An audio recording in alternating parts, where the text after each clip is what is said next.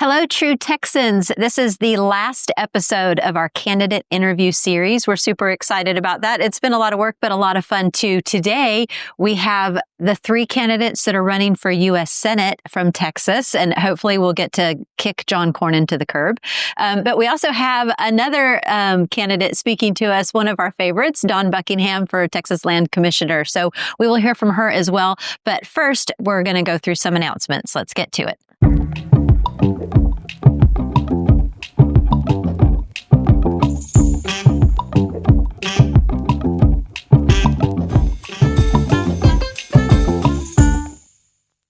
The month of December, we take off. We don't have any meetings in the month of December, but we will party. There are Christmas parties happening all over the state in our satellite groups. You'll need to check the website for the details on all of those. But the granddaddy of them all happens on December 11th in Grapevine with our True Texas annual Christmas party. We have dueling pianos as the entertainment with Tim Georgieff, and it's one of the best parties of the year. You don't want to miss it. Tickets are available now. You can find all that information on our website. In January, we will start up the meetings again. And we also have a conference planned for January in the Harris County area. Details are not quite worked out for all of that, but it will be January 24th. That much we know. So watch for news about that because that's going to be awesome too. And we want to see you at the conference. All right. Well, let's get to our interview with Dawn Buckingham first. She is currently the Texas Land Commissioner. And honestly, I wasn't kidding when I said she's one of our favorites because she's just so happy and fun. When we had our birthday party, our 15th birthday party, I guess it's almost 2 years ago now, Dawn sent in a video to share with us. And it wasn't like anybody else's video. She literally sang a happy birthday song to us. And I'm not talking just the typical happy birthday song. It was just fun. And I loved it. And then that's when she started getting into the Alamo. And I'm just like, who would take on the Alamo? Remember how bad Bush had just screwed everything up? And most people would run away from that, but she embraced it and she's doing a fantastic job. And here we have with us Dawn Buckingham. Welcome, Dawn. Welcome. It's great to be on with y'all, and hello to everyone at True Texas Project. Sure thing. That was a long introduction. We don't normally have that long of an introduction, but we just really like you. So keep up the good work.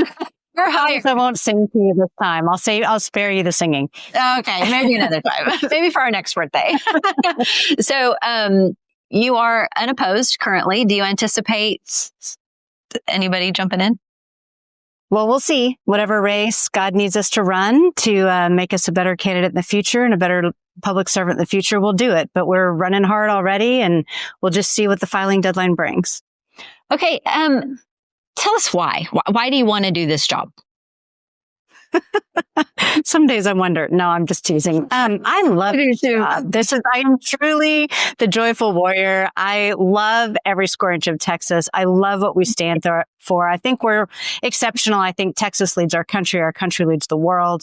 And that makes us incredibly important. And of course, the universe revolves around Texas while we're at it. But, stewarding 13 million acres of land, that conservation aspect of it, funding education to the tune of $6 billion in 2.5 years, being the largest mineral owner in the state on your behalf, fighting for oil and gas when Biden was president, suing the administration over and over again. One, to stop his liquefied natural gas export ban. Two, against all the endangered species. We've got to make Texas bigger the last couple hundred years, declaring islands in the Rio Grande. Texas, which took them away as cartel safe havens, it gave law enforcement access to them for the first time. We are going to root out all those safe havens we can, helping our veterans every day. 10 nursing homes, 5 cemeteries. We've lent $1.5 billion to help veterans get in the home of their choice or renovate the home of their choice. What God's blessing to be able to serve our veterans every day. And then we do everything coast, beach restoration, habitat restoration, beach renourishment, storm resiliency, disaster recovery. Oh, and that little thing you mentioned, the Alamo, which I'm sure we'll chat about that later. But I just love the fact that every day I get to just put on the armor of God, roll up my sleeves, and defend the Texas I know and love. I love that. You say you love every inch of Texas. That should be your tagline. That's a lot of inches. Yeah. That's nice. It's a lot. It's a lot of space. Yeah. I think, Fran, you had said right before we even started the interview, she's like, I have a question. Yeah. Not so much a question, but I'm very impressed with the work your office does on helping to secure the border. And I'm not sure that our viewers are aware of that aspect of your job. Could you just tell us a little bit about that? There's been some things recently and some things a few months or maybe a year or so ago. No, you're exactly right. When I ran for this office the first time, I said, this office is literally the tip of the spear to defend our border, our history, and oil and gas, which of course is also the cornerstone of our economy. So the way we look at it, and I love the executive branch, because in the executive branch, the legislature sets our rails. They set what we're supposed to do and not supposed to do. And within those rails, we just go full steam ahead. So I was in office just a brief period of time. We received a letter from the Department of Public Safety that said, hey, can you declare these islands in the Rio Grande, Texas? Because they're not declared either nation, Mexico or Texas. Law enforcement from neither nation can step foot on them. The largest one, 171 acres. We had structures. We had IEDs. We had, of course, guns, drugs, ammo, abused women and children like you would expect to have. And so we declared them Texas. It took me 48 hours. The ask had been in for a little bit. So I just kind of joke, if you want to get something done, ask a woman to do it, because I happen to be Texas's first woman land commissioner. So we just have fun with that. But once we got those declared Texas, the military department, DPS, Border Patrol cleared them, got the wire up, complete operational control. Right on the heels of that, we received another request from the Facilities Commission. And they just said, Dawn, we have this problematic property owner, thousands of acres down right on the river in the valley. She refuses to let law enforcement step foot on it. We believe it was the property where the rape trees were first found. And they said, look, we can get into a big, expensive, long, eminent domain fight with her, or you could just purchase her property. As someone who stands for individual property owner rights, no one loves eminent domain. So we were happy to bring that solution, purchased her property for fair market value. Within 24 hours, we had the right of way for the wall up. And I personally got in a bulldozer and bulldozed a whole bunch of trees as a symbol saying this isn't happening on this property anymore. I even did one, ladies, in stiletto, high heel, rhinestone American flag pumps, because, everything girls do, boys do backwards and in heels. So that was kind of funny. My team thought it was a little silly, but I was like, it's a statement. But we did that, got the wall built, and complete operational control again. Of course, we have tons and tons of partnerships with Border Patrol, local officials on surveillance, detecting people coming across the border. And yes, aren't we so blessed that Trump won? That massive wave that was coming over the border every way has basically dropped off, which is so exciting. But now guess what? Now they're starting to tunnel.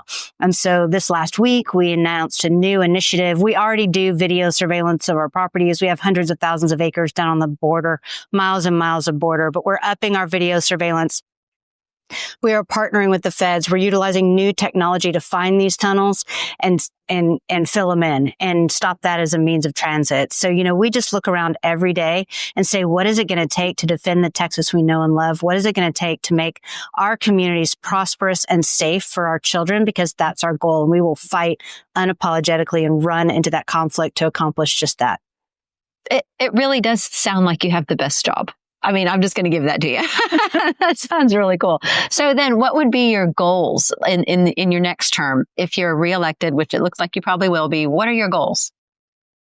Well, my goal is the same every day, and it's to serve the people you're supposed to serve and do it well. So whether it's one of our veterans in need of housing, whether it's one of our elderly veterans who needs special care in the last years of their life, whether it's an unaccompanied veteran burial in one of our cemeteries, we do a lot of really special things. When we find a veteran that we can't locate family or friends for them, we send out a call, an unaccompanied burial call, and we will have hundreds of people show up for that service. In fact, not too long ago, ago in Abilene, we thought we had an unaccompanied burial, but luckily the family heard about it last minute. And imagine they're dashing to the service. They think nobody's going to be there.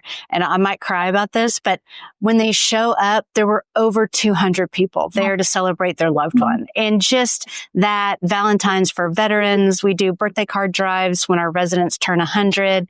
So the bottom line is, if it's a Texan recovering from disaster and we're serving those needs, we're doing it right. If it's the Alamo, getting it right, being sure that that building is standing in 500 years, telling our loud and proud history, that's the right thing to do. When it's building our coast resiliency against big hurricanes and recovering from those hurricanes, that's what we're going to do. And so whatever it is, wherever we're supposed to be serving Texas, we're just going to serve them well, unapologetically, and with this best customer service as possible. That's awesome. So tell us then, because you've reminded me then that you guys handle the disasters. Tell us what's going on in Central Texas. Is that done? Because we've all moved on with our lives and everything must be hunky-dory, or is it still needing attention? Oh, it definitely needs attention. We were just down in Hunt actually a few weeks ago. Just still devastating. And it's interesting. So disasters actually have phases. There's the acute phase. That's the active flooding. That's the evacuations. That's the mucking and gutting. And that's Texas Department of Emergency Management. We kind of come in a later phase, which honestly is roughly 2 years after the disaster. So everyone's super impressed when they've been out of their house and we show up 2 years later with our red cape saying we're here to save you. But the way it works is the disaster has to hit a certain threshold. The feds, then our Congress has to allocate money. They give rules around that. They send that to HUD. HUD propagates rules, and about 1.5 to 2 years, they hand us that and they say, Merry Christmas, go save people. So we're currently administering $14 billion in disaster recovery. Beryl is the newest money to just come down the pike. We're doing that. We're wrapping up the Hurricane Harvey recovery. The flood recovery will come even later. Those funds haven't fully been allocated by Congress yet. So, but in the meantime, we do everything we can to help along the way, connecting people, bringing resources, all of those types of things. But Texas has a lot of disasters, so we'll keep doing it. Ironically, one of the other things we do are flood mitigation projects, and we actually have $1 billion in flood mitigation projects happening. We had just started the first integrative and predictive flood study in one of the counties that this area that flooded on July 4th. So we're just looking for ways to plug in, find the best solutions to be sure that we get people warned and them out of harm's way when nature does things you would just never expect it to do. How long have you been in this job? About 2.5 years. So we came in January of 23. So tell me what has been the biggest surprise? Like, you probably had an idea of what the job is, but what did you go, oh, I get to do that? Or, oh, I got to do that? Like, what's the biggest surprise, team? Well, in all fairness, we definitely came into office in a boiling pot of water. There was a lot of conflict over the Alamo. There was a lot of conflict over the Hurricane Harvey recovery. I will be honest, the General Land Office didn't have a great reputation. This was one of those offices. It was not my plan. God basically opened the door and shoved me through it. If you ever want to make a plan with your life, he's like, oh no, this is how this is going to be. So that's how that went. But I was pretty versed on the duties of the job. But what really surprised me, honestly, and I tell my team this too, so it won't be the first time they hear it, is that we actually had a really great team at the General Land Office. There are 800 employees, and they were actually doing an amazing job. The deficit was they were letting a liberal activist mayor and county judge control a narrative that was completely false, and they didn't even speak their own truth. So that's the first thing we did. We just charged into that conflict. We walked into not Republican communities. We spoke our truth. We stood our ground, and we really have that recovery on a great pace, and it's doing great things. And we're excited about being able to have turned that around. But it was pretty hot and uncomfortable there for a little bit. Yeah. That reminds me of the situation with President Trump and the border. And he likes to say, they kept saying we needed immigration reform. Turns out we only needed a new president. Same thing with you and the Alamo. We didn't need to negotiate all this stuff. We just needed a new land commissioner. So thank you for that. So before we run out of time, because these interviews go so fast, tell us about the Alamo. Tell us what to expect, what's happening, what's going on. First of all, let me just say that I love how you have communicated with the grassroots on this. You've been. I try to communicate regularly. I owe y'all another communication call, but yes. So the Alamo's in a great spot, and it, of course, would never just be me, right? Dan Patrick is super engaged. The legislature's been really engaged. Record funding, $550 million. There's a whole group of us making it right. But I will be honest, the Battle of the Alamo continues every single day, and again, we're going to unapologetically fight. But what we're really doing at the Alamo is making a visit to the Alamo worthy of the significance of the events for the first time since the battle. Because let's be honest, when we showed up with our friends, busy street, wax museum to the right, the general consensus was, is that really it? The Shrine of Texas Liberty, famous around the world. Someone asked me why we moved it downtown. You can't make that stuff up the way the city had allowed building on the fort.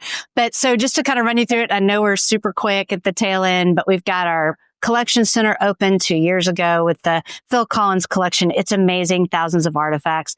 The Children's Education Center, dedicated curriculum, early childhood all the way through high school, is going to be opening up here in the first couple months. First time we've had a facility like that where the kids can really immerse and learn.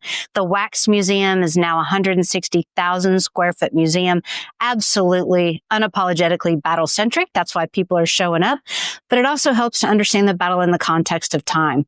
So we talk about Native Americans all the way through the battle and through to how the Alamo continues to affect pop culture today. It's going to be amazing. A 4D immersive theater in the middle of that where you sit behind a defender and your seat shakes when those cannonballs hit and you smell that gunpowder and that smoke and you immerse in story of our battle unlike any other time.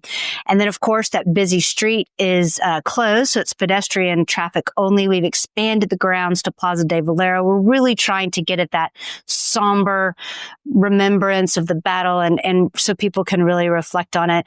But then we get to the Alamo itself, which is, I joke, and I'm going to tease this with y'all. It took a woman to have the balls to do it, but we've known for several decades that the Alamo has structural integrity issues, limestone walls, wicking salt water up at the ground. There are no easy answers there. A roof that is extended beyond its lifetime and is causing active harm to the building. So that old roof needs to come off. The new roof needs to go on. For all intents and purposes, it'll look like what you're used to seeing, but it's a different material that's a lot lighter, a lot more modern.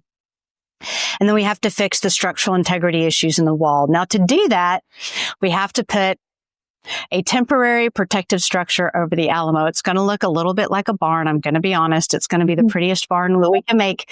But basically, we have to shield that structure because you can imagine if we had the roof off and we had a massive hailstorm or a rain dump, it could cause irreparable damage to the building. So that temporary protective structure is going to go up probably late spring, early summer. We're going to fix the walls, fix the roof, get everything wonderful. And then that temporary protective structure will come down. And then we're sharing it with the San Antonio Zoo. So it's going to move over to the zoo and provide a wonderful place for them because actually the San Antonio Zoo is the original quarry for the Alamo. So we have exact matching stone should we need any additional stone for any reconstruction, which is so exciting. And then most recently, our biggest achievement, the cenotaph is all restored, of course, in place out in front where it should be and where it'll always be. I'm the one that threw down the legal challenge that kept it out in front and then passed a bill to shore that up. But it is gleaming. It is sparkling white. It just brings tears to my eyes. So we had our ceremony on November 11th, which was its 85th anniversary, right along with Veterans Day.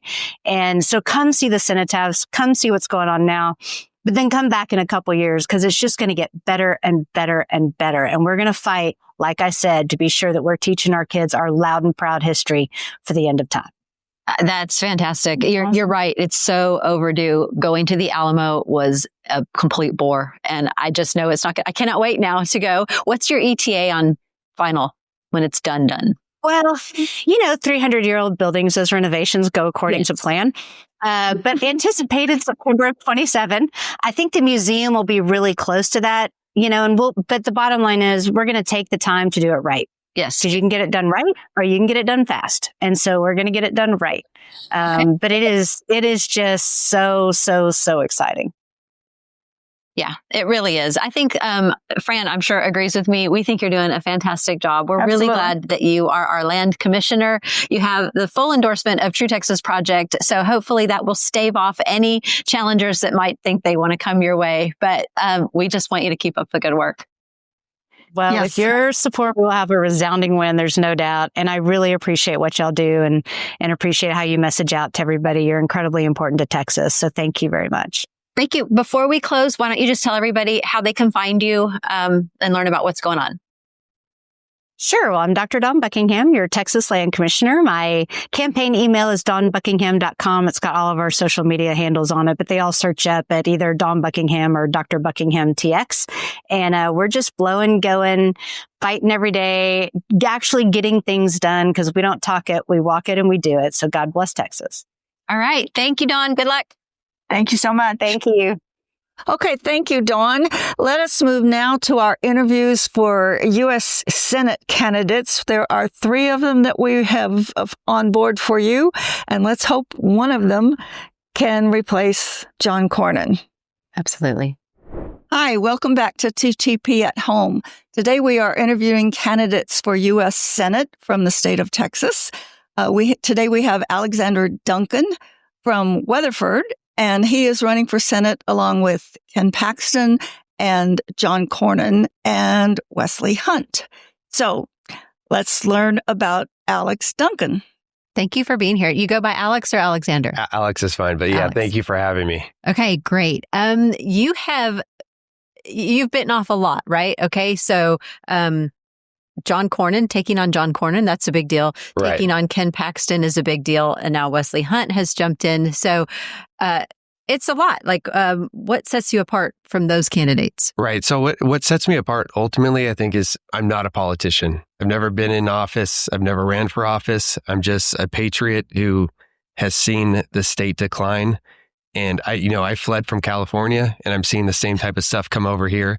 And I moved my family here for a reason, and I couldn't sit back and just let what happened in California happen here.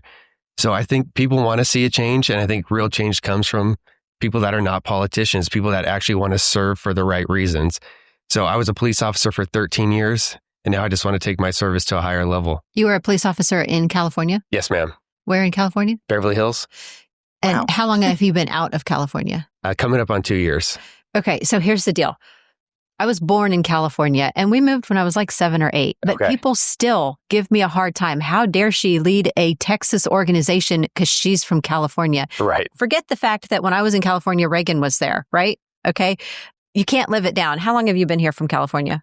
30 years. 30 years. So I moved here in 94. So 94? I didn't know that. I don't either. Very cool. So 30 years for us and we're still Right. considered new. Yes. You're coming in from California running for Senate. Tell me Right. the reception you've gotten and what do you say to that? It's a mixed reception, and I understand the reservations people have because we've seen a lot of people come from California and they bring the same baggage with them. And I always like to tell people, I didn't come to Texas to change anything. When we decided to make the move, we said, hey, what state has our values and our morals? What state represents freedom, the family, faith? We're like, Texas, that no brainer. We got to get to We Texas. have the reputation, at least. Right. The reputation's great and the world sees it that way. But when you move over here, you see the same things happening that's happening in California.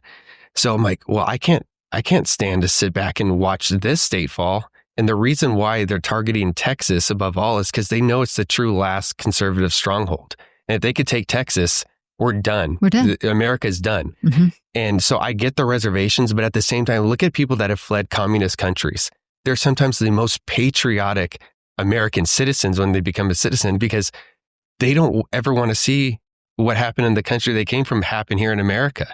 So that's why I always want to tell people like, hey, I'm not trying to change anything. I just want to solidify it and protect it. So I know that California baggage, but it's like, Yeah. hey, look, I'm not bringing any of that with me. I fled for a reason. Yeah. I love this state and I'm just here to protect it for future generations. Okay. So you don't have in your slogan anywhere anything about Beverly Hills Cop or Yeah, I was thinking about that too. that could have been so fun. Right. But, okay, sorry. Let me get back to business. Let's talk about your priorities then. So Right. what is it specifically that you're seeing and that you want to accomplish that you think you can do better than, well, it's easy to do better than Cornyn, but Right. Paxton and Hunt? So with Paxton, Paxton's a great attorney general, and I wouldn't take anything away from him with that. But it's at the same time, do you want to see the same, politician just going into another office, or do you want someone new that will speak boldly on some issues that many are not willing to speak about, which the big one, I think, is Islam. I think that is the most pressing issue. And we're seeing a lot of Americans wake up to it, but they truly don't understand what Islam is. It's not a religion like people like to say. It's a totalitarian political ideology. And I always like to say, just because your ideology throws, a God into it, doesn't qualify it as a religion. And I think there's more than enough evidence out there. There's more than enough experts that can testify to this. We have to do something about the political component. I'm fine, First Amendment, yes, practice your faith freely. But the political aspect of it, it's solely they want to overthrow our Constitution and government, and we cannot sit back and allow that to happen. So someone needs to go and put legislation forward and put a stop to this. And we're seeing a lot of people do not want to take this on. And that is one thing I will take on day one, is to try to stop the Islamization of America. Why do you think people don't want to take it on? I think a lot of people are ignorant to what Islam truly is. So they just want to default to, well, you can't do anything to it. It's a religion. Well, yes, it has a religious component, but it goes way past that. And, a lot of people don't want to educate themselves on it. We go back to the Bible and Hosea, my people die for lack of knowledge. And we need to start educating people, which is great with your organization. You're having these speakers come out and speak on this. And even at these meetings, their eyes are like wide open because they're like, what? I never knew this. I never heard this before.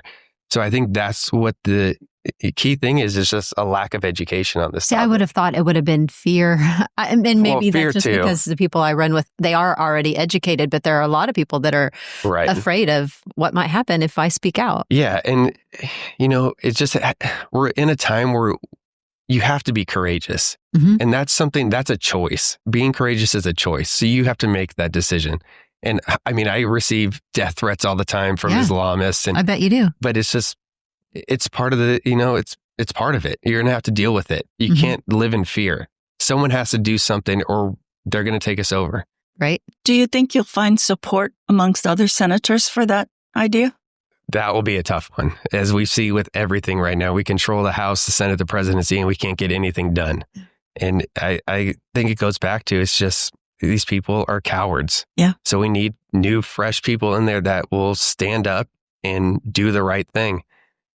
And sometimes it only takes one to stand up and speak up, and then it's true. Right. Eventually others will follow. Yeah, It usually starts with just one person that will get out there and speak boldly, and then other people, because they get comfortable. Like, okay, if someone is spearheading this, I could kind of fall in line because it's, it's not my face, my neck out there. So let me ask you this. Most people, when they get involved in politics, well, first of all, in a very simple way, they look at national politics and, I'm going to vote for president. And that it's much more sexy than city council, right? Right. And so they're looking at national. But when they actually want to get in and run for office or make a difference, they kind of work their way up. And you just went top. I mean, you might as well run for president, right? Like you just went top of the ladder there. So why would you not run for state rep first, or state senate, or even city council, or, Yeah, county? So it's funny because when I initially decided to run, I always go back to what one of my mentors told me years ago. And he's like, you can't complain about something unless you're willing to step up and make the change yourself. So Cornyn, I'm looking into Cornyn and it's like, how is this man representing Texas? Like, we've been asking that for a long time. This is not a senator from Texas. Yeah. And this was before Paxton or anyone else announced. I'm like, well, if no one's going to step up, I'm like, I have nothing to lose. I'll go out there. I'll do this. I'll take this on. Yep. So that's what initially spearheaded me to do this. And yeah, there's a lot of great people running. And I always like to say at the end of the day, I'm a patriot. I'm going to support, I'm never going to split the votes. I want Cornyn out. So, if I'm not in a position to win, I'm not going to stay in and pull votes away from someone else that needs them. Right. So that's what it is at the end of the day. If I could bring light to issues that are really pressing and it gets in the hands of someone like Paxton who could do something about it, that's a win. Yeah. So you're doing it for the right reasons. Right. Clearly. Yeah. ABC, anyone but Cornyn. So, right. All right. Well, let's talk then a little bit more about your priorities. So the Islamization, right. We need to tackle that. What else? we need to go back to protecting the Second Amendment. I think for far too long, federal level, state level, they constantly violate the Second Amendment. I believe we have to repeal all legislation that restricts or limits the Second Amendment in any way. And that's a non-negotiable. I don't know why we've gone so far off where the Constitution makes it extremely clear why we have the Second Amendment. Mm-hmm. And a lot of Americans, I think, don't understand why we have it. And it's not to just because I want to own a gun. It's ultimately our defense against a tyrannical government. And this is coming from a cop. Right. Okay. It's funny because working in California, some of the strictest gun laws, Mm-hmm. I would tell people, they're like, well, what could I do to protect myself? I say, carry a gun with you. They're like, yeah, but it's illegal. I'm like, well, one, if it's registered to you, it's a misdemeanor, and California doesn't do anything with misdemeanors. So it's like, if you are to be stopped, the way you think. it's like, yeah, you may have to deal with that. But like someone like you, if you get pulled over and you had a gun in your car in California, you're not going to be searched most of the time. Yeah. And I always say, well, I'd rather deal with the consequences of, of having a gun than needing it and not having it. Yeah, the consequences of not having it. Right. And that's what sets us apart from all these other countries. They don't have that right. That right protects all of our other God-given rights, and we need to protect it. I like it. I like everything you're saying. Yep, So can't disagree with that. Is there a third priority you want to share with us? Or H-1B visas are a huge, I know it's become a huge topic lately, but even in the state of Texas, we have anywhere from 50,000 to upwards of 100,000 people here on H-1B visas. And we talk about, America first. That President Trump ran America first. Well, how's that America first if we're letting foreigners come in and take American jobs? Mm-hmm. American jobs belong in the hands of American citizens. Yeah. So I think we just need to put it into that. When it comes to immigration, I think we need to look back at the Immigration and Nationality Act of 1965 and reevaluate that, because that's what opened the doors to just anyone that wants to come, they could come if they want. But it shouldn't be like that. We need to protect our sovereignty, protect our culture. And we should vet people that want to come over here. It shouldn't just be an open system. We should be bringing people in that are going to do something positive for America. Mm-hmm. So I think that really needs to be looked at I as like well. what you said about we should protect our culture. Right. And so many people aren't even willing to admit that we have one. Oh, we're supposed to be this big melting pot and everybody's different and that's okay. And it's not okay. We do have a culture and it is okay for us to protect it. Right. And we've seen our culture over the years. It's eroding. Mm-hmm. We're not having a culture anymore. Yeah. What the rest of the world used to see as America, it's like when you come to America, that's not the America you're picturing. Right. And, every country should put their interests first. Every country. Mm-hmm. So why can't we as Americans put America first again and protect our citizens, our nation? I think it's common sense to most of us, but a lot of people have lost the way when it comes to that. And they're afraid to say it. They think they're going to be called racist or prejudiced in some way because use your brain. Right. They think they have to whisper or say it behind closed doors or don't tell anybody. They don't want to be this. labeled as xenophobe or whatever else they want, whatever term they want to throw out there. But it's like, no, it's our country. Yeah. We should have pride in our country. We should want to protect it. And we are the greatest country in the world, and we need to keep it that way. Yeah. Yeah, I think we've stopped teaching that in the schools as well, which has contributed to the problem. I want to talk more about the H-1B. Fran and I have been doing interviews nonstop every 15 minutes this week. So it's been a little bit overwhelming, but we talk a lot about the H-1B and somebody that we just interviewed, I don't even remember who it was, but I'm sure it was he, was explaining that, they started the H-1B in order to get entry-level kind of help. Right. Which now the results of that have been our college graduates are not able to get into an entry-level position. Right. Which means they can't ever advance and promote. And so what we're telling our kids is, you should go to trade school because the trades, we need the people in the trades and they're going to make good money. You should go be a plumber. Right. We're not telling our kids go be doctors and lawyers and inventors and fly to the moon. We're telling them go be a plumber. Now, great. If you want to be a plumber and you're gifted to be a plumber, great. But why would we give all of our difficult jobs, our brain jobs, to foreign people when our own kids are graduating and can't get an entry-level job? Right, exactly. Sorry, this is an interview for you, not me, but Julie's made me mad. I completely agree. And it goes back to I'm glad, President Trump's getting rid of the Department of Education because one, the federal government should never have had its hand in education. And that's why I'm a huge proponent of we need to go back to adhering to the 10th Amendment. Any of the powers not enumerated in the Constitution belong to the states. Yes. And we need to get back to that. Yeah. And that's how we'll change our education system and actually prepare our children to take these jobs. But yeah, it's ridiculous at this point. Yeah. And let's face it, the H-1B visa program has, like so many other things, has just gone corrupt. Been completely abused. And it's all about money now. It's not about finding the best people for the jobs. It's follow the money. Right. It's always the money. It's the worst part of politics of the government is the money aspect. Yeah. So I have in my notes to ask you, what's your message to Texas? And the only reason I would have written that is if you had said something that triggered me to think, I want you to talk about this. Okay. Do you know what I'm talking about? Because I don't anymore. Why did I write that down? I don't, but I would say my message to Texas is we need to take a stand. Texas has always led the way.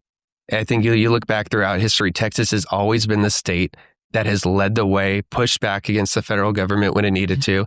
And that's what I'm here to do is I will be a bold, unapologetic voice in the Senate and protect this state and its sovereignty and ultimately protect America as a whole. I love it. Me too. I love it. I love everything you're saying. So we are out of time. We're at our 15-minute mark, a little bit over. So what I want you to do is talk to the camera and just let them know your website, how they can help, whatever your last words are. Yeah, I encourage everyone to go to DuncanForSenate.com. That's where you can see most of my positions. And I encourage you to follow me on X at AlexDuncanTX. I'm very, active on there and I'm willing to answer your questions. So I always like to say, I want to see our politicians held accountable and have them have transparency. So if you have a question, ask your question. I'll give you a direct answer. And I think that's what is extremely important is our politicians are elected officials. They're servants of the people. So they need to be accessible. So ask your questions. I will directly give you an answer. You may like it, you may not, but at least you know where I stand. And I just want to say this, at the end of the day, an elected official is to represent the people, not my self-interest, not my opinions. I may think one way, but if the constituents want me to vote another way, I will vote for the constituents 100% of the time. Very good. Thank you so much. Thank you. Good luck. Thanks. Hello, everyone. We are excited today to be interviewing Wesley Hunt for U.S. Senate. This is actually the first time I've ever met Wesley, and we've already been laughing and having a good time in here. So we appreciate you being here with us today. We're just going to ask you a few questions, but just a basic conversation so that everybody can get to know you. Of course, thank you for having me. You are from the Houston area, is that correct? Born and raised. Okay, so that's why we don't maybe know you as well up here. Now, Texas is a big state. You've got a big campaign to run. How are you going to accomplish that? That's the first question. We're doing it now. This is just kind of how you get your name out there across the state. And I think we've also been running some ads statewide over the course of the past 9 months. So we've been able to do it that way as well and running more now. Yeah. And I think, going into this primary season, that's the most important thing you can do is the more people that see you and get to know your story, then you will perform better in the long run. And that's kind of what we've been after. Well, tell me your story then. Tell me how you ended up here. Oh, my goodness gracious. Born and raised. Maybe in a condensed version. Oh, yeah. Yeah, I will. Well, first of all, ever since Charlie Kirk was assassinated, I will always lead with my relationship with Jesus Christ and how important he is in my life. Perfect. And how he has guided me and my family to get here today. And I will be unapologetic about that. My dad's a retired colonel in the military. My sister went to West Point in my family first. Oh. She served for 20 years as a military intelligence officer. I went to West Point in my family second. Served 8 years as an Apache helicopter pilot. Wow. Deployed to Iraq, flew 55 combat air missions in Baghdad, where I really believe that God spared me in some very precarious moments for times just like these in our country to continue to serve. And then I went to Cornell University, earned 3 master's degrees in 4 years, and then got right back to Houston as fast as possible. Yes. And I'm never leaving Texas ever again. Yep. My brother is also a West Point graduate. Wow. Dang, that is really impressive. So he served in the Navy for 5 years and then went to Harvard Business School. And so there's 60 years worth of military service just in our immediate family. And at one point in 2006, my brother, sister, and I were all deployed in Iraq at the same time. Oh, your parents. Oh. So talk about praying parents. Yes. Yeah, I can imagine. Be hard on your parents. It was, but they are prayer warriors. And They raised us to believe in Jesus and to always trust him in his plan. And I have 3 little ones. Okay. 6 just turned 5 and about to turn 3, but today's 6, 5, and 2. My wife, originally born and raised in Iowa, so I stole a Midwest girl and dragged her back down to Texas. But a wonderful Christian woman who is a pediatric nurse practitioner. She has her doctorate in nursing, which is really good when you have 3 little kids. Oh, so there you go. You're covered. Yeah. They get fevers. I'm freaking out. She's like, it'll be all right. Yeah. She's kind of like, she's the rock of our home. And so that's it. Born and raised here, born and raised in Houston, left for a little while, deployed multiple times to Iraq and Saudi, and then came back to run for Congress here in Houston, was able to win. And here we are running for Senate because we believe that it's time for change. It's time for term limits. And even though they don't exist, we're going to give the people of Texas an opportunity to express their desire to. Well, you'll get a loud amen from me on term limits. I'll get a loud amen from a lot of people. There are a lot of military men and women, I suppose, mostly men that I've seen that have tried to make the transition from military life to congressmen. Like they jump. It's a leap, I think, because a lot of times when people run for office, they run for a lower office and then they progress to Congress. Yeah. You successfully made that transition and most people don't. Yeah. So how did you pull that off? I think... And how do you feel about that now? Like, how does that compare your military service and serving in the government? Yeah, I think it's a great question. I think it's a combination of just personal experiences, and everybody, has an individual set of experiences that allow them to perform in a certain way when they get here. Some transition well, some think it might be a good move, and ends up not being a good move.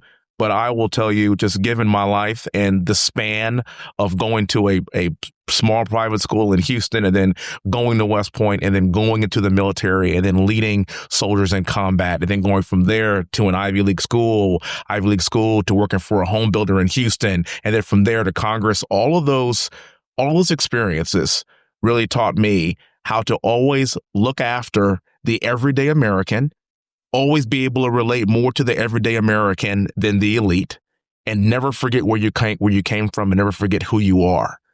And so it's the ability to be able to walk into a room and feel comfortable about being around good Americans, regardless of their race, religion, color, or creed. I love that.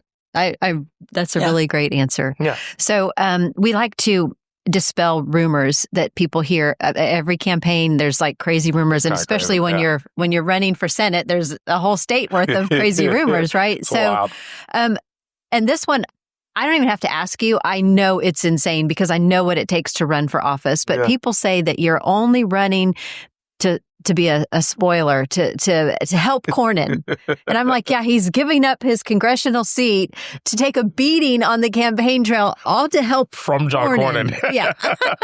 So tell me in your words how you feel about that. John Cornyn just started a 6-figure ad buy against me in my own hometown.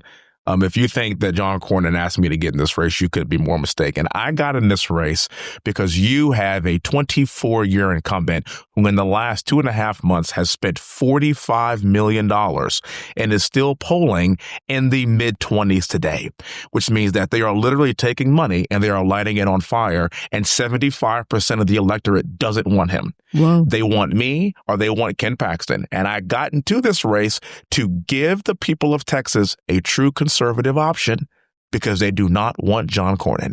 And to think that $45 million has been spent when we were having trouble in Georgia and in North Carolina and in Maine and other states just goes to show you he is bought and paid for by D.C. And D.C. does not get to choose our next senator. The people of Texas get to choose our next senator. I just want to give them another conservative option. Very nice. Excellent. I've been impressed with you, Wesley, since you first ran for Congress. So I'm glad that you made that transition and did it successfully. And I looked at a bunch of Facebook comments on your Facebook page this morning. I can't find anybody that doesn't like you. Oh, wow. There's a few on there, but it's overwhelmingly nice. I've seen negative comments on other people's Facebook page, but on your Facebook page, one after another, very, very supportive. So my big question for you is, obviously, nobody wants John Cornyn back. So we know why you against John Cornyn, but why should people select you over Ken Paxton? This is what I always lead with, too. I always lead with, I want to give the people of Texas an option. I was the first person in the country to endorse President Trump. I campaigned with President Trump. I was one of his top surrogates. I was flying around the country with him during the campaign. And again, my loyalty to the president and the America First movement is really important. And also, I think the president is looking for young America First leaders for the future. His vice president is 41 years old. His secretary of war is 45 years old. Marco Rubio is 53 years old. I think he chooses these young people because we're the only ones that can keep up with President Trump. He's an anomaly. But first of all, I think I'll offer just a young, fresh face. I think people are looking for. And the one thing I'm also never going to do that John Cornyn does is I am not going to go after people's personal life. I don't think that's what God would want me to do. I just want to give an option. And I think people have to also understand that we also can't ignore that there could be some potential issues in the general election, given some of the things that have been said about Ken. You're not going to hear me bag on that. I'm just going to talk about myself and why I could be a good option because I could absolutely win the primary, especially with President Trump's support. And then I will perform very well in the general election against any generic Democrat. I'm already outperforming Ken and John in the general election against any generic Democrat. So this is a very good sign. This is about giving the people of Texas an option to look at this as pragmatically as possible and to say, hey, look, we have a young guy who's America First, who was the first in the country to endorse President Trump. He is a true conservative. He is a man of God. He is a family man. He's a military man, somebody that's willing to die for this country and die for anybody in it. You know what? Maybe it's time for somebody fresh and somebody new, and that's what I'm offering. Very good. You have really good answers. It all sounds good. So, another rumor that we hear, on social media or whatever, is that you don't show up. Yeah. That you missed a lot of votes. Now, I've heard a little bit of the explanation, but we want to hear it from you. Of course, I think this is really good. They're doing really good math here. I think they said I missed 281 votes out of 1,400.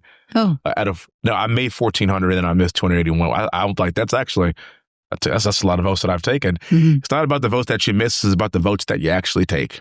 If you recall last night, John Cornyn was the last person to show up to vote to reopen up the government last night. It was pretty shameful. Just so you know, this is going to record different time. But everyone, I think a lot of people were paying attention to that last night. First of all, I missed a lot of votes because when I first got into office, my son was in the NICU. So I missed a large tranche of votes. He was born 3 days before I got sworn in, and I was literally flying back to D.C. for a while for those next few months. So I missed a large tranche of votes then. And then the following year, as I said, I was a top surrogate for President Trump.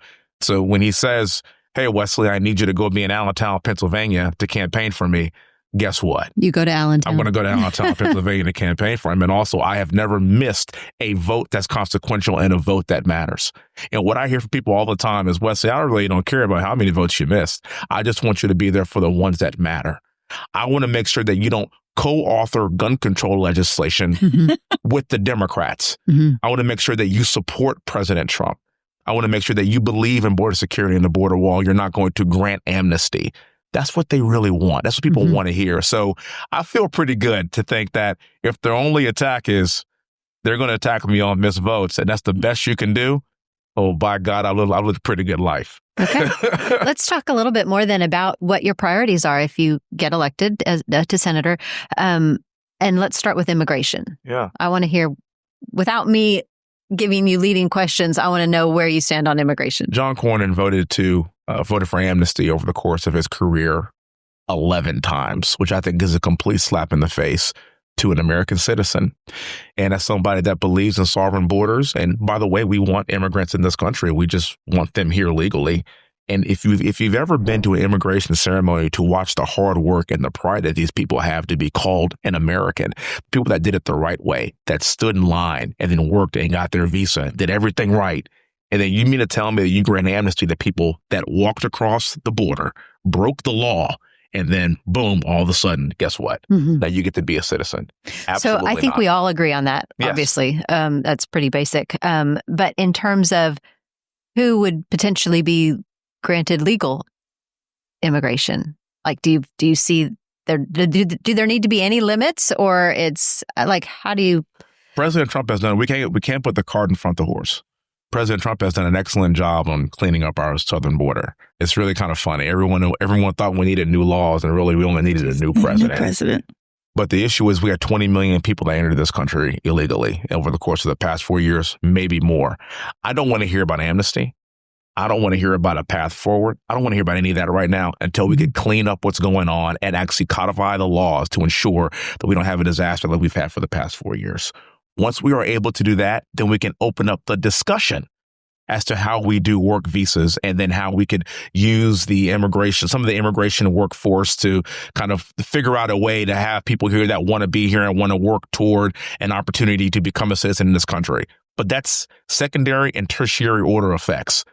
Let's clean up our border. Let's have a sovereign nation. This is what I fought for in the military. And I tell people this all the time. I spent 2 years in Saudi Arabia as a diplomatic liaison officer. And to enter Saudi Arabian airspace, I had to have a diplomatic passport to enter their airspace. And you mean to tell me that people can literally just walk into this country, stay here, and we have no idea who they are? Yeah. That's insanity. So eventually we can get there, but I don't want to have those conversations until we codify what President Trump has done for us in the last year. So no thoughts on H-1B visas or anything like that? No, not right now. Okay. That was what I wanted to hear from you. It's God's honest truth. Cut it out. No, not right now. Okay. I don't want to hear it. We have got to fix these problems now, because all the only thing we're doing is kicking the can down the road here. I mean, we still have the root causes here, and we need to work on them. Okay. Good answer. Let's talk about what other priorities you have. My first order of business when I'm the next senator from Texas is going to be to repeal the red flag laws that John Cornyn placed on us. My first order of business. Okay. I understand in the wake of Uvalde, people's knee-jerk reaction was to go after the Second Amendment. That's wrong. Our Second Amendment rights shall not be infringed. As a military guy, gun owner, believe in protecting my family, and I believe in a Second Amendment because that's what keeps tyrannical governments from taking over the population. That's really why we have the Second Amendment. And like I said, it shall not be infringed. It's really important to me to do this because, first of all, that not only is that not what Texans want, it's what our founding fathers wanted for us as well. In the wake of Uvalde, people's knee-jerk reaction was to go after guns and go after the American citizen. That's ridiculous. There's 400 million guns currently in circulation. The only thing you are hurting are law-abiding citizens. And what do criminals do? They break the law. If somebody's going to get a gun, they're going to get a gun. And we need good guys to stop bad guys with guns. So in the wake of Uvalde, my thoughts would not be we need more gun restrictions. My thoughts are, instead of sending $200 billion to the Ukraine that I have never voted to do, not one time, and John Cornyn has not seen a Ukraine bill that he didn't love and support. In fact, he was in the Ukraine in the beginning of this year, which I think is a complete joke. Instead of spending $200 billion to send pallets of cash to other countries, how about we harden our schools? How about we spend that money to make sure that there's somebody to protect our children in every school that might be vulnerable? How about that? But going after people's constitutional rights and taking away gun rights is just unacceptable. Yeah. Okay. Excellent. Or do you have other? I don't want to cut you off. Do you have other priorities that you want to? And of course I do. Okay. I want to be the oil and gas and energy senator of the entire world. Oh, love it. That's my job. The entire energy corridor that resides in Houston, Texas, is actually in my district. Okay. And so it's kind of self-proclamated. I've called myself the energy congressman of the world. But I want to take what I've been able to do for the industry in Houston and do it statewide. If you think about it, if you ask people who is the energy senator, there really isn't one that really exists. Really? No, there isn't. And what a shame, because the Permian Basin is right here. It's the most important industry in the world today, in my opinion. Our GDP is the 8th largest GDP in the entire world. Do you know who's number 9? Russia.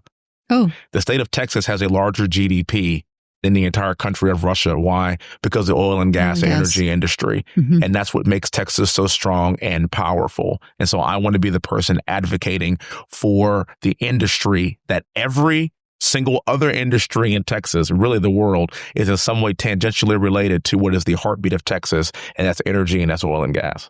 So do you want to make any comments about wind and solar? when the wind blows, when God allows the wind to blow, that's nice. And when the sun shines, that's nice too. But we have got to have redundancies. And we are not going back to the Flintstones. We're not going back to the Stone Ages. And so when the wind doesn't blow, which is oftentimes, and when the sun doesn't shine, we need good, reliable, clean energy, which usually is actually in the form of natural gas for those people that don't understand that. And the climate change alarmists are utterly ridiculous people. I suspected you would have an opinion on that. Yeah. Sorry.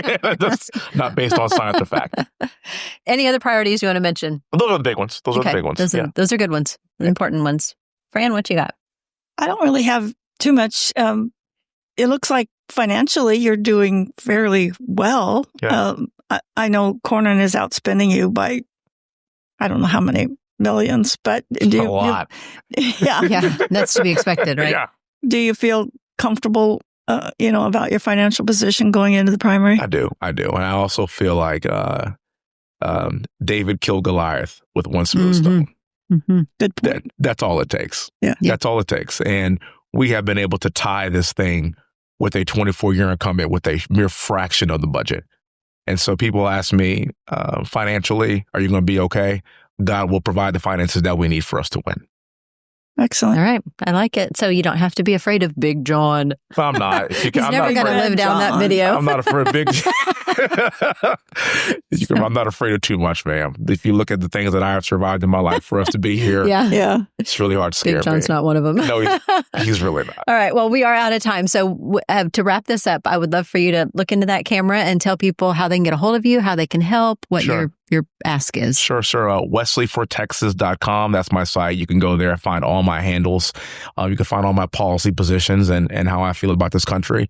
I'm somebody that believes in this country. I'm somebody that is the great-great-grandson of a slave. My great-great-grandfather was born on Rosedale Plantation. 3 of his great-great-grandchildren all went to West Point, earned multiple degrees from Ivy League schools. And I am somebody that is a United States congressman in a white majority district in a suburb of Texas that I won by 25 points. And President Trump has won by 20 points because I'm truly being judged not by the color of my skin, but by the content of my character. And I believe that we Texans are the ones that believe in that. Doesn't matter what you look like, doesn't matter where you are from. What matters is, are you a red-blooded American? Do you love this country? Do you love being Texan? And because of you, I've had the opportunity to live my wildest dreams. And because Christ in me has given me the power to do this, it's why I sit here today. I'd love to have your support. Wow, those were great closing comments. It was a pleasure to interview you, and good luck on the thank you so much. Really appreciate it. God bless y'all. Thank you so much for having me. Thanks. Of course. All right. Hello, true Texans. Today we have America's best attorney general with us in the studio, and he is a hard man to track down. But I think that's because he's so busy working so hard for us. So welcome, Ken Paxton. Hey, thanks for having me back. It's great to see you all. It is always good to see you. Welcome. Now, as attorney general, you have, I would say you have done everything we would want you to do and more. And a lot of us are sad that you're leaving. Like, it freaks us out a little bit, but you're moving on to other things. So tell us why you're running for Senate, why you would leave the Attorney General's office. What's that? So I will have served 12 years, which would tie Greg Abbott for the longest serving Texas Attorney General in Texas history. And one of the things I think happens, I think people, and this is just my opinion, stay too long in offices. And I felt like my first 3 terms, I had a real passion for accomplishing something that was, first of all, let's go after Barack Obama for violating the Constitution and hold him accountable. And I didn't feel like anybody running would do that.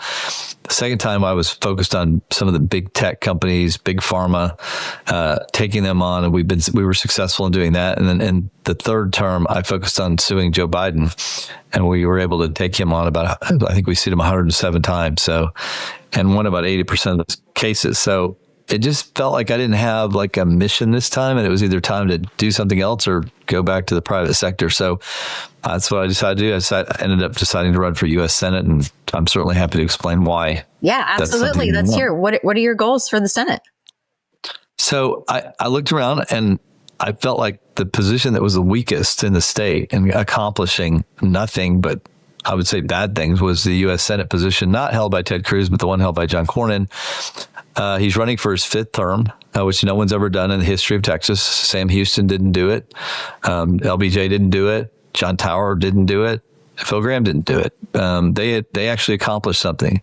But he's been in office, and I'm going to give him the whole period of time in office. He was a district judge. He was a attorney general. He was a Supreme Court justice, and he's been in the Senate for 23, going on 24 years.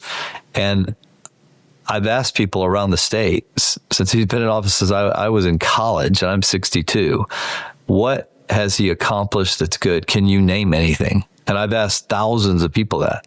I've asked in every meeting, every individual meeting and every big meeting, and I've never gotten an answer to that. Not one person has given me a good accomplishment.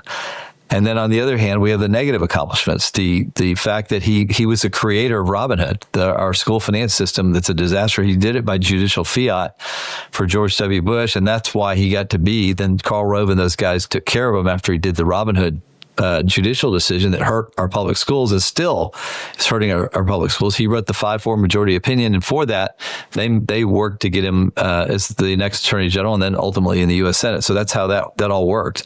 And then, since that time, we've watched the budget deficit when he got in office. From the time of George Washington until he got into office, the budget deficit was $6.2 trillion. Underneath his watch, we've seen that go to $38 trillion. So he has not done anything to stop that increase. Matter of fact, he's been part of spending to make that increase astronomically larger. On top of that, we also know that he is not a fan of the border wall. He's criticized it numerous times, probably 15, 20 times that I know of. And he's also been a big proponent of amnesty. He's voted for amnesty 14, 15, 16 times. And he's also been very critical of President Trump, both when he ran in 2016, calling him an albatross around our neck. And then in 2024, he was saying he should not be our nominee and that he's probably guilty of a crime. And then finally, of course, one of the worst things he did was side with Joe Biden. Joe Biden congratulated him, said, "Thank you, John. You did a great job helping us restrict Second Amendment rights." Now, that's not the way they said it, but that's exactly what happened. And then I had to deal with it because then the ATF used John Cornyn's bill to expand, to further restrict Second Amendment rights. And I had to go sue the ATF and stop them from using his bill to even become more expansive on restrictions. So that's a pretty bad history for a senator from Texas. Maybe if you're from, Delaware, but not from Texas. Right. You're right. That's a very good summary. I think that everybody that considers themselves a true Texan watching this podcast would probably agree with you. It needs to be ABC, anyone but Cornyn. Tell us why it should be you instead of Wesley Hunt or I'm sorry, there's another one running and it skips me, but yeah. I don't even think I know who the other one is, but here's the deal. I didn't get in the race to run against anybody but John Cornyn. I didn't know if anybody else would run. My focus is on replacing John Cornyn. I don't really have a lot of knowledge about, Wesley's 3 years in Congress or whoever else is running. But I can say experience. One of the things I always liked when I was a voter, I found it frustrating having to vote for people that I didn't have any record, that they could say whatever they wanted, but they didn't have a record of performing.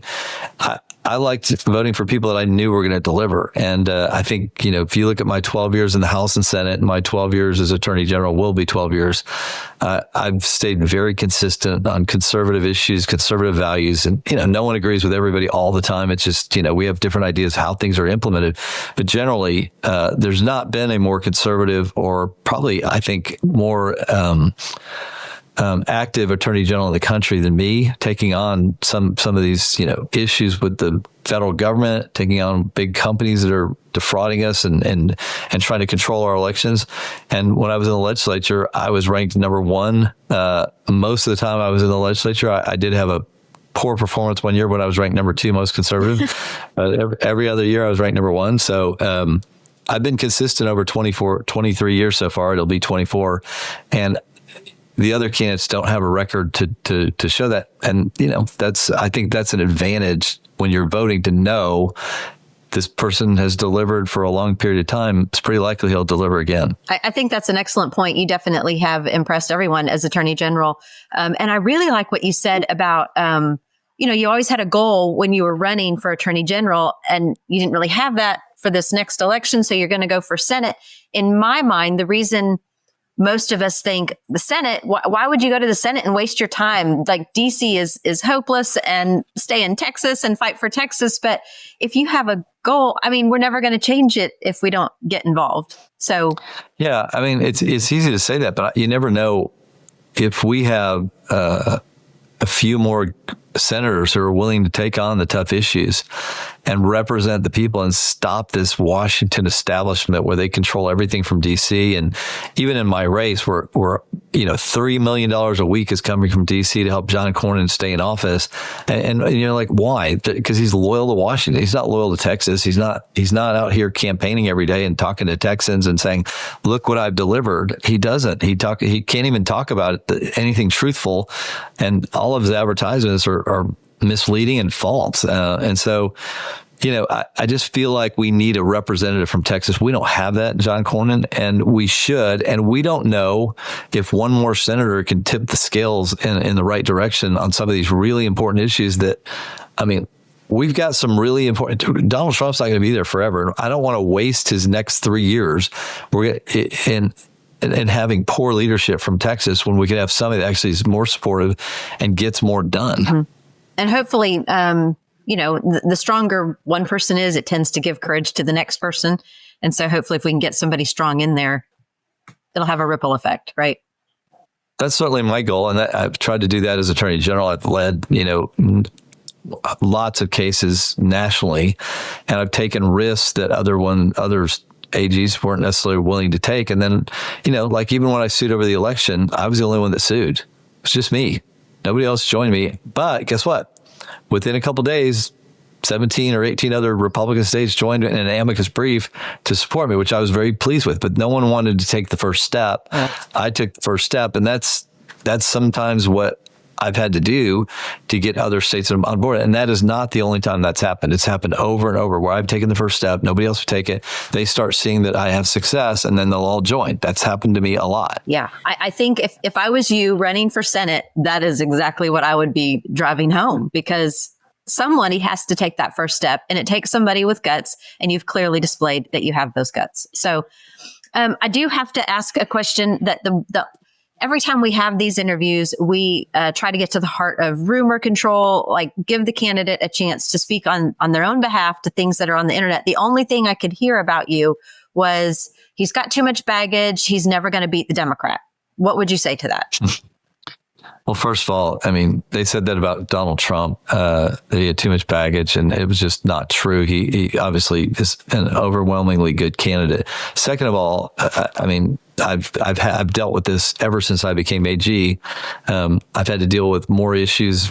Before I was AG, I never even had a speeding ticket. I never had any trouble. It's since I became AG that all the trouble started, and all of a sudden I've got 15 different legal issues that I'm battling, mostly from the federal government, but really all over government coming after me. But I survived all those. I've won 15 different legal battles. It's cost me a lot of money. It's cost me hits on my reputation.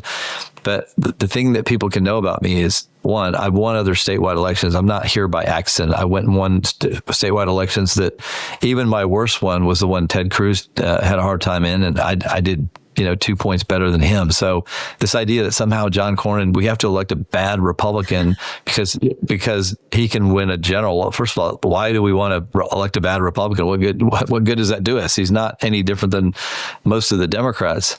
And second, I think I've proven that I'll stick with things. I'll fight them. And I'm not going to back off just because I'm attacked. And I'm expecting that will not stop. The more that I'm involved in things that are pressuring the establishment, I'm talking about Republicans and Democrats, the more I'm going to have to deal with this. And that's just the reality of trying to take them on. And, I've done that. Excellent. I have a question that is like my number one question, but I feel like I've monopolized this. So, Fran, do you have anything you want to do and ask him before I take up all the time? Yes. And you've kind of touched on this already, but the Senate is a completely different animal than AG and Texas legislature. You're only going to be one of 100 in that Senate. What do you see that you can do to really make a difference for not only Texas, but all of America as a U.S. Senator? Yeah, in some ways that's true. In some ways that's not true. It really is mathematically 1 of 100, but Texas is a bigger state. It has more influence. I think when Texas senators speak, they have the opportunity to impact more than maybe somebody from Delaware. And that's part of my reason for running. I feel like we're missing out on a huge opportunity when Texas doesn't speak in a good direction or even speaks in a bad direction like John Cornyn does. We're missing opportunities that we should not miss as Texans. And so, I can't promise like I'm going to change everything in Washington. I'm not. What I can tell you is I'm going to push to change everything in Washington that needs to be changed. And I feel like I'm optimistic that some of that will be successful. And I've been in the legislature. I was not 100% successful. I mean, the problem with the legislature is I don't get to write all the bills, right? I have to we get to fight over them, and I get some of what I want, but I don't get all of what I want. But I think it matters that we fight for it, and we try to get, we're not going to get all of it. We try to get some of what is good for America and push the agenda our way. And just as a follow-up to that, I think as a senator, I hope you will do this. You can change that perception of Texas. The whole country thinks that Texas is this conservative bastion. And because of people like John Cornyn, we know that it's not. And hopefully you can maybe point out the realities and maybe make that national perception come true someday, that we are the conservative bastion. Well, you've just hit on one of the reasons I'm running. I want to do that. I feel like we're being cheated out of that. And we've let it happen for 24 years. That's crazy. And I understand it because the whole finance system for the Senate and for the House is all rigged. They have these limits that John McCain put in place with Russ Feingold, and they were supposed to keep money out of politics. Well, that was true. It only kept money out of politics for challengers. So the incumbents have basically unlimited money from DC, and then the challengers, are limited to $3,500 per person in the primary, which makes it really hard to raise enough money to challenge any incumbent. That was the whole design. But for the Supreme Court creating super PACs, I mean, there would be no way to unseat an incumbent. And that's the design. And it's still hard, even with the super PAC, because they have the opportunity to raise up to $126,200 per couple, and I can only raise 14. And that's the way that the system is structured. And they hide it. They don't talk about it. And it's meant to rig the system in favor of guys like John Cornyn, who have not performed, but they protect incumbency over performance. Thank you. You're not wrong. It'd be hard to argue against that. Okay, so the question that I ask everyone that's super important to me is I want to know what is especially lately with everything Trump's been saying, what is your stance on the H-1B visas? So I'm still trying to figure it out. I know we need immigration in certain forms in certain professions. And I've talked to a lot of business owners that are struggling because they've lost a lot of their workers, and they're basically saying, so I was actually in the Woodlands with a guy that's the 7th largest manufacturer of concrete in the country. He said, we may have to stop building in this country because I can't keep this going. So I am a huge proponent of legal immigration, and I sued the Biden administration 20 times.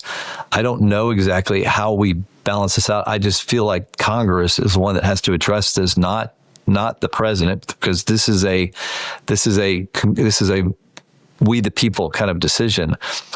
We've had all this illegal immigration that has hurt the country. It's cost us a lot of money. We've had a lot of crime. That has to be dealt with. I love what President Trump's doing, sending these people home. But we also had to figure out a way to make sure that that we have enough people to cover these jobs that really affect everybody else making money and having jobs themselves. So I don't have all of that figured out. All I know is we got to deal with the illegal immigration. We got to close the border. And then we need to have a conversation about how do we best make America great. And I don't have all those answers. I'm still researching it, still trying to figure it out. I just want the best thing for America. And if it means, we don't have any of these visas, then so be it. But I want to make sure if we're going to do that is actually the best policy. Okay. I appreciate that you're open-minded on that. I would encourage you to, have more conversations about that. I mean, we're seeing a very strong wave right now of like even Chip Roy came out and said, end the H-1B visa program. And everybody's cheering it. Marjorie Taylor Greene, another one. And this is all just in the past 24 hours. So, well, let me just say this. I've seen people do that before because they're playing to an audience. And I don't want to just play to an audience. I actually want to believe that that's the actual best policy. This isn't like life or death. This is like, what is the best policy? And it may be to end these visas. It really may be. I just haven't quite figured out if there's a nuance to that or whether, they actually should be completely ended. We've certainly abused the immigration process under every president except for Trump, including, Bush and Obama and Clinton and the other Bush. No, they didn't enforce immigration laws like they should. And so we've been abused in this country. So I understand the notion of like, reaction, which is to get rid of everything. And maybe that is the best way to go. And I may be there in a day or two. I'm just trying to figure out. I'm talking to a lot of people, business owners, and immigration experts that I trust to try to figure out what is best for America. That's the best question, right? Yeah. What not some like reaction, but really, what is the best policy for our country, not for every other country. I think the encouragement has been to end it while we figure it out instead of leave it open while we figure it out. But at any rate, I appreciate the fact that you are willing to look into that and take an honest look at both sides. So, well, the only reason I'm worried about that is I've talked to enough business owners that they're losing their employees and people that have been here 20, 30 years that have been paying taxes, and they're telling me like, I'm not going to be able to pour concrete. We're not going to have enough concrete to keep up with the demand. And that will affect home building. It'll affect, business development. And I don't want to shut the economy down by eliminating the workers that we have to finish this job. So I don't know what the right answer is. I just want to make sure we don't shut the economy down and hurt everybody by doing it too fast. Okay. And the H-1B visas are for, white collar workers, not the laborers building houses. But even there may be things that we want to make sure we keep. And look, I may be in a day or two, I may have decided, it's not worth it. We just need to shut it down until we figure out a better way to handle it. Because we definitely have had an immigration problem. Yeah. But we've also always been a country that welcomed immigrants to a certain extent. We just controlled it, and we made the choices about who we wanted here. And that's always been America. Okay. Well, we'll watch and see how your stance on that develops. I'll be eager to watch how that goes. So at any rate, we are out of time. We're actually a little bit over time. But one thing I want to point out about you is that when we had, I think it was our very first podcast. Is that right, Fran? We had Ken on? Our launch. Yes. I remember it. Yeah. So thank you for that. We appreciate that. But at the time, I remember just being so impressed because you were fearless, because you had been through the ringer. You had faced the fire. You've taken some heat and it made you fearless. And that is what we love about you. So I would encourage you to never lose that sense of fearlessness. But before we close, if you would just tell our listeners how they can, like any closing thoughts or how they can find you, anything like that. Well, my key is we're leading the polls. We've been leading in the polls. It's about funding at the end. If I can highlight his record, so you can go to kenpaxton.com and donate. We just need lots of people to donate because we're competing against a rigged system in Washington that wants to decide for us who the senator is by spending $75 million in a primary, which they're on the path to doing. They've already spent 35 to 40, and it's ridiculous. And they're trying to convince us, the Texas people, that somehow John Cornyn is conservative, that he is pro Second Amendment, that he is, pro securing the border, that he is pro Trump. It's all fabricated. I call it the fake John Cornyn. We'll get the real John Cornyn back after March 3rd, right, or after the primary is over. So it's just really important that people understand that they're involved in it, that they help us, because we will win this race. We just need help on the funding side. We've got the right message. We've done the right things. We've done everything right to start changing Washington one senator at a time. So we've got an opportunity. I'm running to do that. And, my life doesn't depend on whether I win or lose, but I want to do good things for this country. And I think this is an opportunity for Texas to speak out and say, no more Washington. This is about Texas, and we're going to change this. Absolutely. We appreciate so much everything that you have done for Texas. We appreciate you being on the show, and good luck with your campaign. All right. Thank you. Thanks, Ken. All right. That is a wrap for our True Texas Project candidate interviews and for the year for 2025. So we will be back in 2026, which we have dubbed the Year of the Patriot. You guys know that we're celebrating 250 years as America. Plus we have, we'll be hosting 500 different meetings, events, trainings, that sort of thing. We've got our 2 conferences. We have the, primary election. Elections. The primary election, the local elections, runoffs for both of those, and then the general election. So we will be all things election in 2026. And don't forget our annual True Texas Tough Gala. Texas Tough, our gala every year in April. So be watching for information on all of that stuff. Did I already mention the 2 conferences? You guys, we have it going on. We will see you in the new year. For now, here's to Texas. And here's to True Texans. Happy New Year. Happy New Year.